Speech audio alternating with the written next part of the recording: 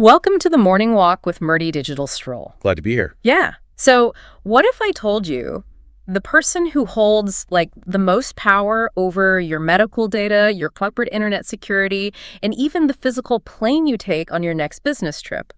Well, what if I told you they aren't politicians and they aren't those famous founders who started in a Silicon Valley garage? It definitely shifts the whole perspective. It really does.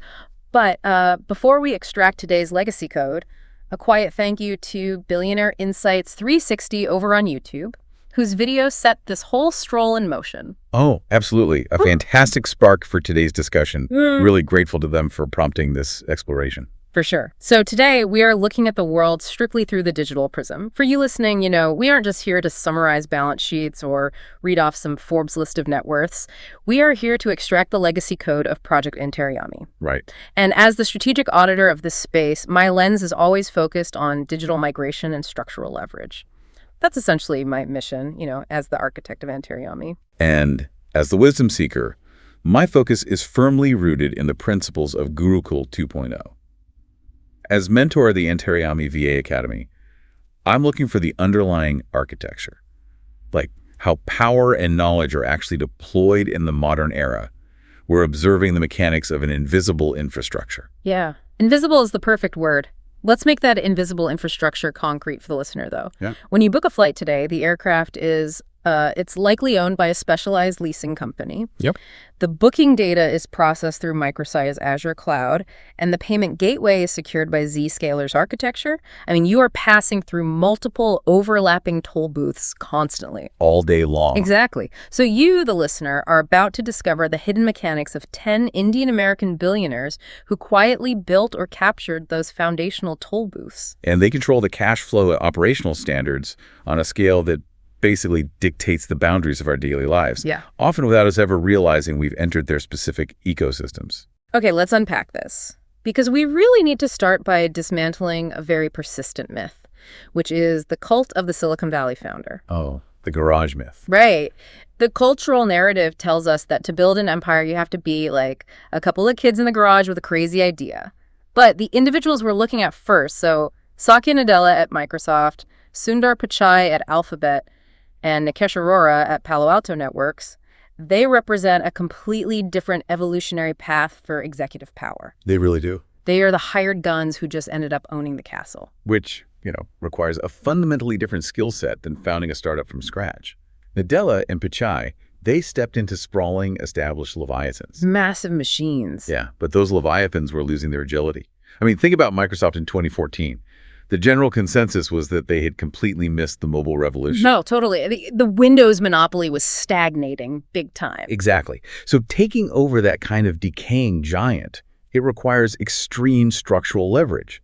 Nadella didn't just come in and trim budgets or fire a few people. No, he executed a total paradigm shift. He did. He ruthlessly cut legacy projects that were dragging the company down, like the whole Nokia acquisition, and redirected unparalleled resources into Azure and cloud computing. But see, here is where I want to look at the mechanics of their wealth, because these are hired CEOs, right? Historically, a CEO gets a generous cash salary, maybe a healthy bonus at the end of the year. Sure. They retire wealthy, but they do not become multi-billionaires. That just doesn't happen. Right. They aren't on the Forbes list. Exactly.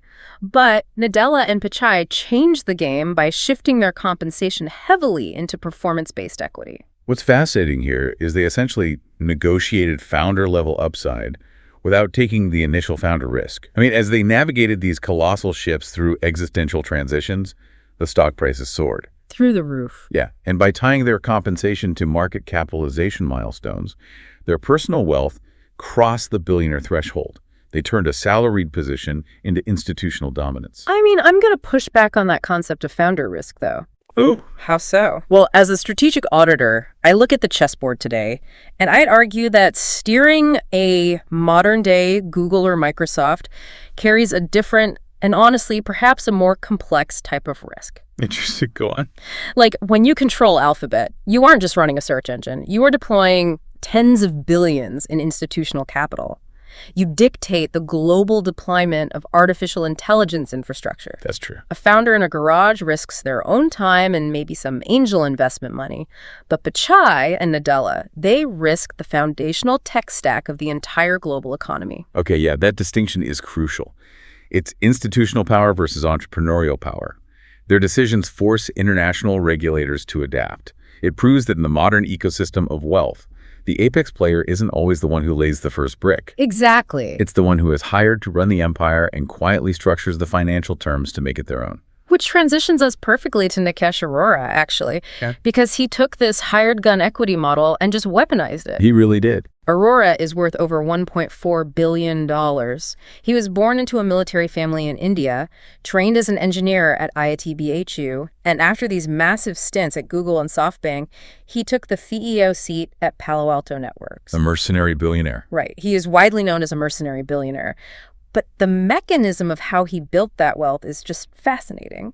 He didn't just ask for stock options. He tied his compensation to extremely aggressive valuation targets. I understand. Yeah, like if he doubled or tripled the company's value, he unlocked hundreds of millions for himself. He aligned his personal financial architecture flawlessly with the shareholders' desires. But the actual execution is where the Gurukul 2.0 principles of consolidation come into play, because he recognized a structural weakness in the cybersecurity industry. The fragmentation. Precisely. The market was flooded with hundreds of brilliant but totally isolated security startups. Yeah, it was a mess. An enterprise IT department would have to buy a firewall from one company, endpoint protection from another, and cloud security from a third. It was a chaotic, unmanageable patchwork. So Arora deploys a ruthless acquisition strategy. He doesn't sit around trying to invent a new firewall in-house. He uses Palo Alto's capital to just buy up those fragmented startups. Right. But, and this is key, he doesn't just hold them as separate products. He integrates them into an inescapable platform. The ecosystem trap. Yeah. Think about it from a structural leverage perspective. If I sell you 10 different security tools that all talk to each other seamlessly on a single dashboard, Right. and then one day you decide you want to switch your endpoint protection to a competitor, You lose everything. exactly, you lose visibility across your entire network. Arora engineered a system where the switching costs for his customers became physically and financially too painful to bear. He dictated how American businesses defend their digital infrastructure by creating a standard they basically couldn't afford to leave. He proved that ultimate wealth creation isn't necessarily invention. It's execution, negotiation, and aggressive consolidation. Here's where it gets really interesting, though, because Arora proved you can consolidate digital space, right? But you can't just buy up the physical world with stock options. No, you can. Physical lock-in requires a completely different mechanism. How do you build an inescapable ecosystem out of, like, steel or bone or jet engines? That brings us to David Paul and Rakesh Gangwal. Two very different arenas. Yeah. So let's look at the medical device moat first. David Paul, worth about $1.5 billion, founded Globus Medical back in 2003. And he looked past the whole software boom and focused on the human spine. He identified an inescapable demographic reality, which is that America's population is aging rapidly. Oh, yeah. And that demographic shift guarantees a skyrocketing demand for spinal surgery and orthopedic implants. But the barriers to entry in medical hardware are fortress-like compared to software. Right, because if I want to launch a software competitor, I mean, I can code it in my bedroom in a weekend. Yeah. But if I want to launch a titanium spinal screw, I have to navigate years of FDA approvals, fund grueling clinical trials, and somehow convince surgeons to trust my hardware inside a human body. The regulatory moat is staggering. It is. But Paul didn't just build a moat with screws and plates. He escalated it to multi-million-dollar surgical robots. This is the ultimate high-stakes razor and blades model. Let's break down the mechanics of that model for the listener, because it's brilliant. Okay, so imagine a hospital purchases a robotic surgery system from Globus Medical for, say, $2 million. Okay. That's a massive sunk cost. Once that robot is sitting in the operating room, it is entirely proprietary. It only accepts Globus software. Right. It only accepts the Globus control interfaces. And critically, it only uses Globus titanium implants.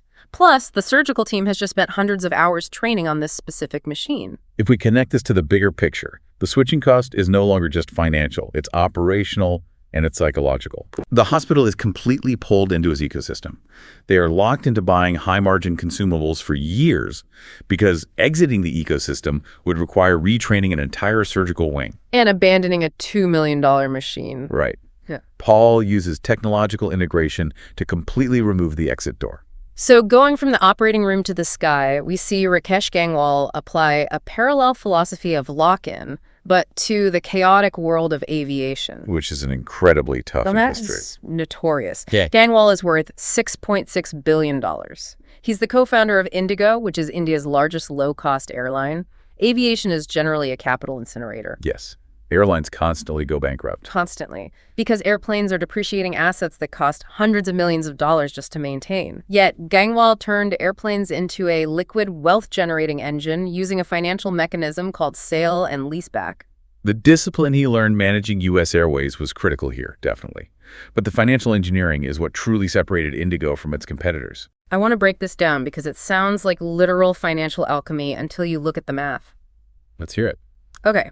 Imagine you are starting a car rental company.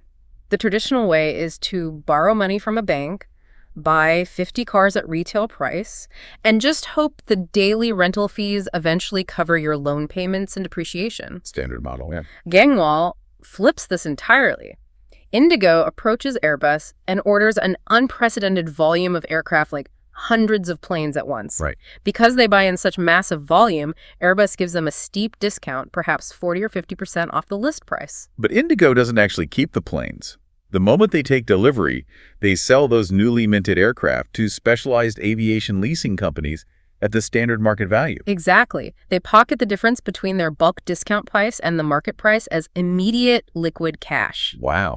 Then they simply rent the exact same planes back from the leasing company to operate their routes. That's brilliant. They transform the heaviest capital expense in aviation into an instant source of funding. It allows them to expand into new markets at a velocity that traditional airlines who are burdened by heavy debt simply cannot match. And he paired that aggressive financial architecture with extreme operational standardization.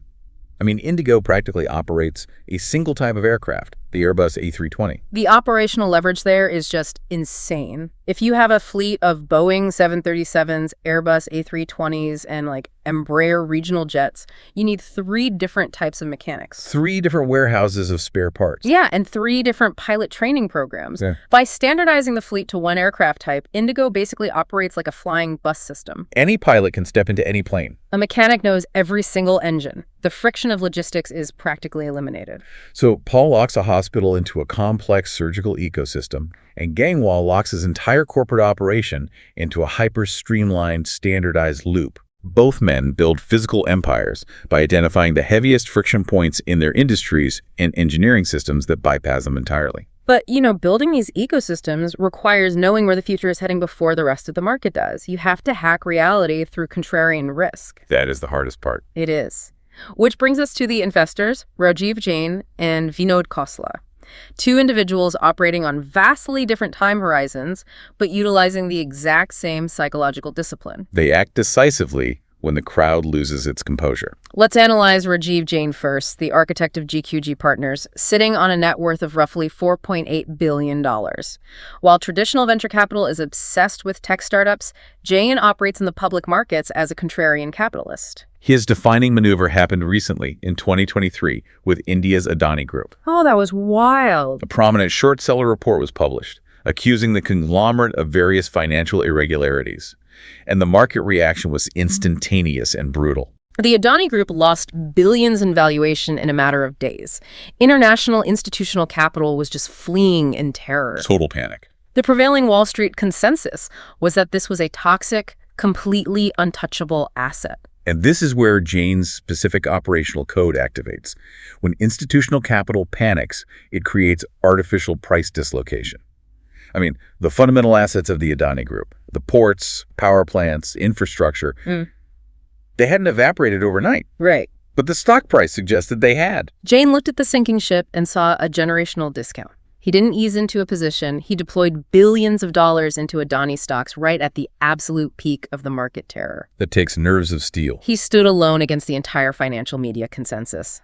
And months later, as the panic subsided and the fundamental value of the infrastructure stabilized the stock, it rebounded, securing just staggering profits for GQG partners. This raises an important question, though, because to a retail investor, that looks like a reckless gamble. It does. But it's actually an exercise in supreme emotional control. Jain understands that outsized financial returns are mathematically impossible if you merely agree with the consensus. You have to step out of line. You must have the structural capacity to absorb the fear of the crowd and capitalize on their liquidity crunch. So Jain exploits the panic of the present. Vinod Khosla, on the other hand, funds the terrifying uncertainty of the future. A different kind of fear. Worth $9.2 billion, Khosla co-founded Sun Microsystems, helped lay the early hardware architecture of the internet, and then built Khosla Ventures. He doesn't buy market dips. No. He funds technologies that sound like science fiction. Synthetic biology, advanced nuclear fusion, QuantumScape's solid-state batteries, Rocket Lab. And notably, he was a major early backer of OpenAI long before the general public was even talking about large language models. He completely ignores incremental software updates. He hunts for structural breakthroughs. But his philosophy is what really startles people. He frequently states that if an investment doesn't have a very high probability of failure, it simply isn't ambitious enough. See, I have to challenge this logic, because to someone outside the venture capital bubble, seeking a 90% failure rate sounds identical to walking into a casino and putting your life savings on a single number at the roulette table. It does sound like that. How is a strategy predicated on constant failure any different from gambling? Well, it comes down to the mathematics of asymmetric returns, often referred to as the power law. Let's look at your casino analogy. A roulette wheel is a closed system. Okay. The odds are fixed, and importantly, your upside is strictly capped. The maximum you can win on a single number is 35 times your bet. In venture capital, there is no cap. Ah, right. The math changes completely. Exactly. If Khosla invests $10 million into 10 different highly experimental startups, 9 of them might go bankrupt, returning absolute zero. Right. That's $90 million lost. But if that 10th startup is OpenAI, the return isn't 35 to 1, it might be 10,000 to 1. That single success generates a return of $1 billion, instantly wiping out the 90 million in losses and fundamentally reshaping a sector of the global economy. He isn't gambling. He is purchasing options on human innovation. I mean, traditional capital is way too timid to fund a nuclear fusion reactor because the immediate path to profitability is obscured. Too blurry for them. Right. Khosla provides the capital to force those breakthroughs into reality, knowing the single victory pays for all the discarded prototypes. Both Jain and Khosla require a disciplined stomach to run towards fear. But, none of this matters. Not the digital ecosystems of Nadella, not the aviation infrastructure of Gangwal, not the future casting of Khosla if the underlying architecture isn't secure. It all collapses without security. All of these empires require a functional, uncompromised network. And that brings us to Jay Chaudhry, the gatekeeper. Chaudhry, the founder of Zscaler, sits at a net worth of roughly $17.9 billion. And his trajectory is perhaps the most striking of anyone we've analyzed today. It's incredible. He was born in a remote Himalayan village in India, a community without electricity or running water. From those beginnings, he navigated to the absolute pinnacle of global cybersecurity infrastructure.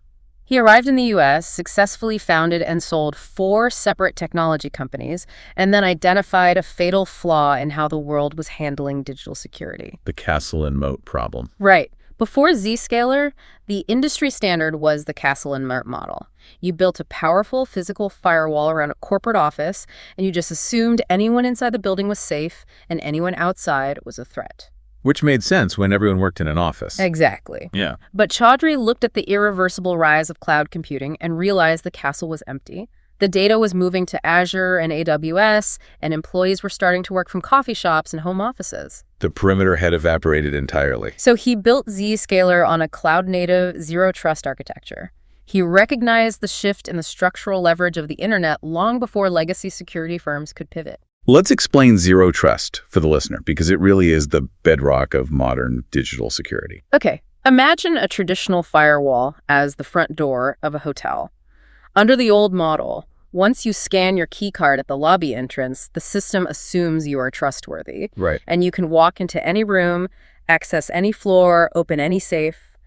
Zero trust changes the architecture completely. It assumes the lobby is already compromised. I love that analogy. Yeah, now there's a security bouncer checking your credentials at the elevator, at the hallway, and on the door of every single room, continuously verifying who you are and what you have permission to touch, regardless of where you logged in from.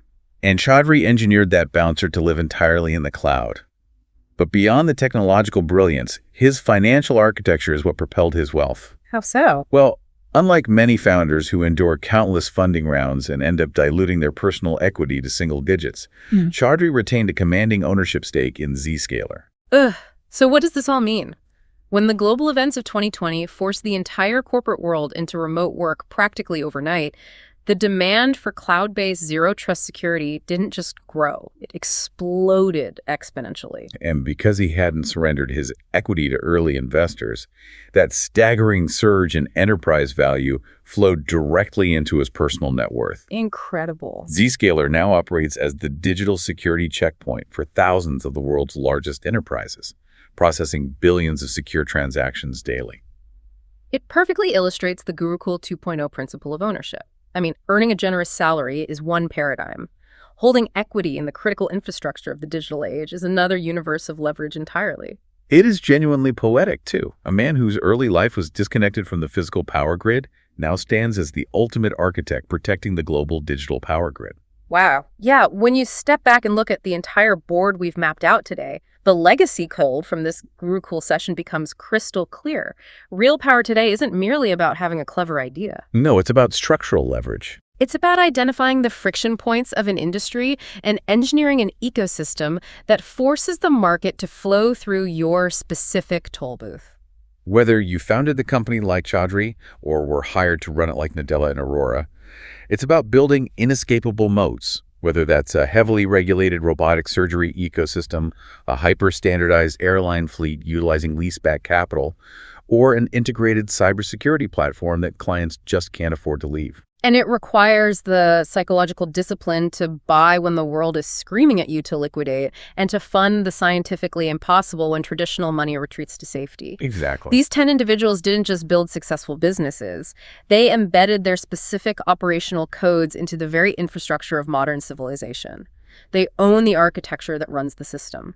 And that leaves us with a critical question for you to ponder as you finish your morning walk with Murty. We have seen how these brilliant minds have successfully turned our foundational infrastructure, our search engines, our corporate networks, our domestic flights, our very medical procedures into their personal, inescapable ecosystems. So the question is, who is auditing the algorithms they leave behind? As you move through your day-to-day, swiping your phone, boarding a plane, working in the cloud, or searching the internet, are you truly a sovereign individual making independent choices? Or are you simply a user operating flawlessly within their meticulously designed matrix? A vital question for anyone navigating the digital age. Keep questioning the code that runs your world. Thanks for joining us on this digital stroll. Until next time.